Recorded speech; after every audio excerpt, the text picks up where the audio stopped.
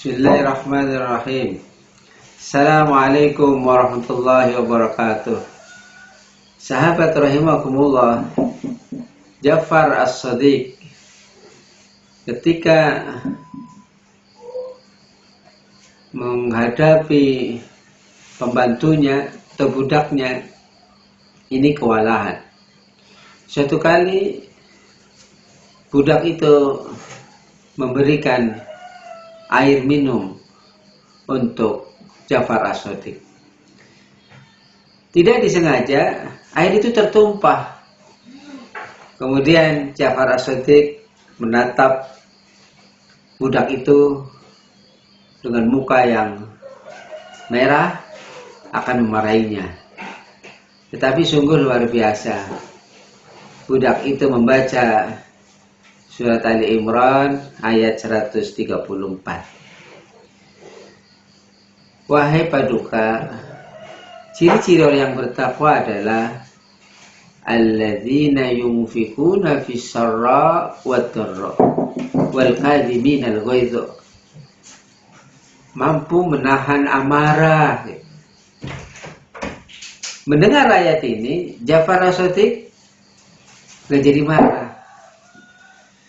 Dia tidak jadi memarahi budaknya, ditahan marahnya.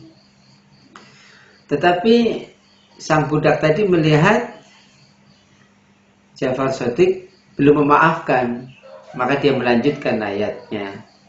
Wal 'afina 'anil nas. Orang yang bertakwa itu Tuanku yang mau memaafkan sesama manusia. Maka Ja'far As-Shadiq mengatakan, ya, saya memaafkanmu. Sudahlah, kamu pergi dari sini. Diberesi, ini airnya yang tumpah. Tapi Tuanku bukan hanya wal kadhiminal ghaidh wal 'afina 'anil nas. Wallahu yuhibbul muhsinin. Orang yang bertakwa itu orang yang berbuat baik kepada wal 'afina 'anil nas, kepada sesama manusia, memaafkan, kemudian dia memperbaiki, berbuat baik. Kalau begitu, saya beri kamu 1000 dinar dan kamu bebas dari budak. Sahabatku rahimakumullah, ayat ini sebagai iktibar bahwa kita ingin agar menjadi orang-orang yang selamat. Wal kadhiminal ghaidh, marah itu adalah ada jiwa syaitan di dalamnya. Maka Rasulullah sering menyampaikan, la taghdab, la taghdab, la taghdab. Jangan kau marah. Jangan kau marah. Jangan kau marah.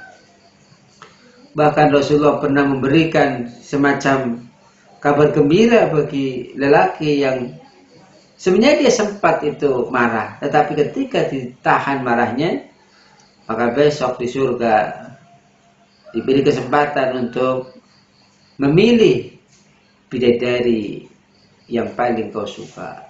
Sahabatku rahimakumullah, marah itu memang luar biasa. Di luaran sana ilmu modern mengatakan kalau kamu marah, luapkan saja. Sebab dengan meluapkan jadi fresh katanya. Tetapi saudaraku rahimakumullah, akibat dari meluapnya marah itu fatal.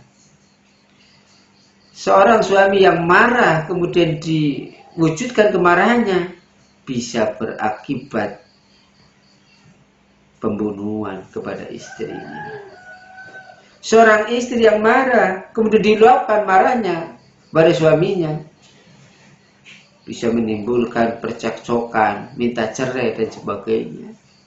Orang tua yang marah kepada anak-anaknya atau anak yang marah kepada orang tuanya. Ini zaman sekarang luar biasa. Ada anak marah sama orang tua sampai meminta agar orang tuanya dipenjara. Nah ini, jadi ketika marah kemudian ditumpahkan, bahaya. Wal kadhiminal ghaidh, ini firman Allah, bukan sembarang kata-kata. Maka orang yang kuat itu ketika marah dia bisa menahannya. Ini yang luar biasa. Kemudian yang kedua, wal afina 'anil nas. Setelah marah, berhenti menahan marahnya, maafkan sesama manusia. Meminta maaf, memberi maaf, itu bagian dari akhlak sesama orang yang beriman. Besok di hari kiamat, orang yang selama hidupnya tidak pernah minta maaf, padahal dia itu punya salah sama orang, dikategorikan sebagai orang yang al-muflis, orang yang bangkrut, pahalanya habis semua karena dia itu tidak minta maaf. Maka selayaknya saudaraku rahimakumullah, minta maaf kadang-kadang bisa, tapi memberi maaf yang susah. Kalau sudah kadung hatinya luka, ini susah untuk memberi maaf. Maka sungguh sangat luar biasa ketika seorang hamba Allah, walaupun hatinya luka, dia memberi maaf. Caranya bagaimana saudaraku rahimakumullah? Hindun itu yang meminta kepada Wahsy untuk membunuh Hamzah.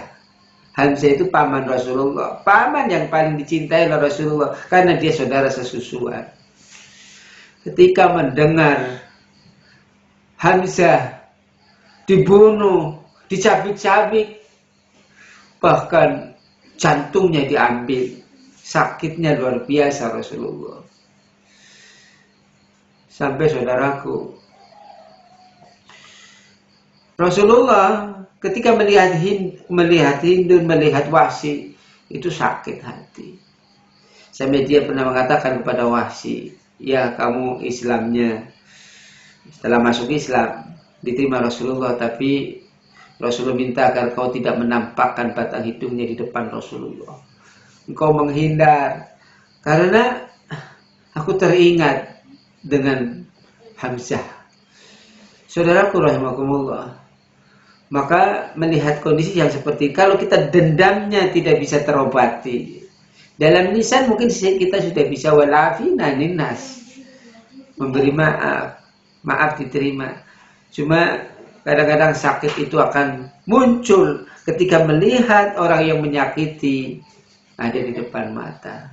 Maka untuk mengobati hati yang luka, janganlah sering bertemu dengan orang yang pernah melukai kita.